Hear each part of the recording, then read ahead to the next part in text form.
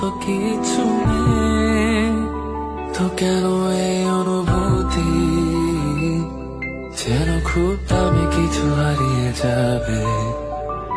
একটু ছিল তার আমার মতো, হারিয়ে ফেলেছি।